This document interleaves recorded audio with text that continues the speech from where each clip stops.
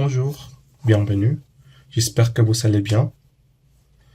Ma langue maternelle est l'espagnol, mais je vais essayer de parler français. Alors, si vous vous rendez compte que je fais des erreurs, que je prononce mal quelque chose, s'il vous plaît, dis-moi dans les commentaires, s'il vous plaît. C'est pour améliorer mon prononciation et mon expression orale en français.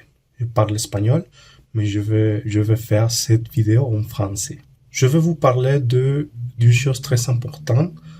Comment est-ce qu'on peut apprendre une langue? N'importe quelle langue. C'est très facile. Je vais vous dire le secret. Le secret, être en contact avec la langue. C'est ça. Être en contact avec la langue. Parce qu'on apprend une deuxième langue de la même façon que nous apprenons la première. C'est la même manière, c'est la même façon. Je vais vous dire les quatre compétences pour apprendre une langue. Les 4 compétences que vous devez pratiquer, que vous devez développer pour apprendre une langue. La première compétence que vous devez mettre en pratique, c'est la parole. Et je pense que la parole, c'est la plus importante et le moyen plus courant pour se communiquer. Vous entendez inconsciemment des mots, de vocabulaire, des phrases, et vous acquérez la langue d'une manière inconsciente. Vous n'êtes pas capable de comprendre ce qui se passe autour de vous, mais d'une manière inconsciente, vous apprenez la langue. Et la même chose se passe quand on apprend une deuxième langue. Peut-être on ne comprend rien, mais d'une manière inconsciente, on acquiert, on apprend la langue. Alors, je sais que c'est très difficile de bien prononcer, d'exprimer nos idées, nos pensées, mais vous devez essayer de parler dans la langue. Vous allez faire des erreurs, vous allez être bloqué, mais c'est complètement normal. C'est une partie d'apprendre une langue. Que se passe-t-il quand un petit bébé commence à dire ses premières paroles, ses premiers mots? Il n'est pas conscient et il va prononcer mal. Il va faire des erreurs, d'accord? Parce qu'il ne sait pas comment faire. Alors, comment je puis faire pour améliorer mon expression orale? J'ai demandé à l'IA et elle m'a donné 4 façons d'améliorer l'expression orale et la prononciation. La première façon, c'est la technique de shadowing. Je ne sais pas si vous la connaissez, mais c'est très simple, très facile. Écoutez et répétez. Écoutez quelque chose et vous devez répéter ce qui est dit en voix haute. Et c'est ça. La deuxième façon, c'est l'enregistrement. Je ne sais pas si je prononce bien, mais c'est l'enregistrement d'audio et de vidéo, ce que je fais. Alors, c'est l'une des meilleures façons de salir de votre zone de confort. La troisième est la narration quotidienne. Et vous devez parler en voix haute et décrire tout ce que vous faites. Par exemple, je prépare mon café, je vais ouvrir la fenêtre, etc., etc. Parler à ces animaux et à des objets aide beaucoup et permet de dramatiser la prise de parole. La quatrième est la lecture en voix haute. Lire un livre, lire un article, lire quelque chose en voix haute permet d'améliorer la prononciation et l'articulation et la respiration des mots. Alors, choisissez un texte qui vous plaît et lisez-le en articulant bien et en respectant la ponctuation.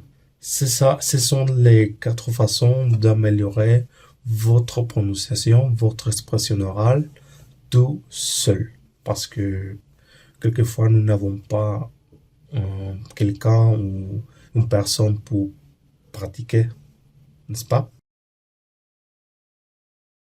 La prochaine compétence que vous devez mettre en pratique, c'est l'écoute. Écoutez quoi? Ce que vous voulez. Des films, des vidéos et des podcasts, un audiolivre, etc. Vous disposez de nombreuses options en ligne pour vous entraîner. Si vous n'êtes pas sûr de ce que vous voulez écouter, vous pouvez commencer par écouter des fichiers de niveau débutant. Et c'est ça. Écoutez, écoutez, écoutez. Pratiquez, pratiquez, pratiquez. Comme je vous avais dit, ce que vous voulez, ce qui vous plaît, vous pouvez écouter. D'accord? Même si vous ne comprenez rien, c'est important d'écouter. Quand on est des petits enfants, de petits bébés, on écoute à notre mère, notre père qui nous parle. On est capable de comprendre. Oui, c'est ce qu'on écoute. Nous n'est pas inconsciente. On n'est pas inconsciente de ce qu'on écoute. Alors c'est la même manière, c'est le même processus, d'accord? La troisième compétence que vous devez pratiquer, c'est la lecture. Mais lire, pourquoi? Pour être en contact avec la langue. Je vous avais dit, vous apprenez une deuxième langue de la même manière que vous apprenez la. Dis-moi, qu'est-ce que se passe-t-il quand nous lisons dans notre propre langue? On apprend, d'accord? Alors, quand je ne connais pas la signification d'un mot ou de quelque chose, je cherche la signification dans le dictionnaire ou sur Internet, et puis je sais que c'est ce qu'il veut dire, n'est-ce pas? Ou à quoi il fait référence. Il se passe la même chose lorsqu'on lit dans une autre langue.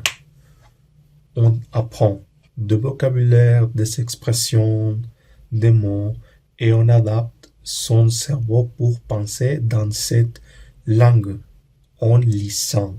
Ainsi, ce que vous faites désormais, c'est lire tous les jours. Vous pouvez commencer par lire des textes de niveau basique, pas très longs, sur n'importe quel sujet que vous intéresse.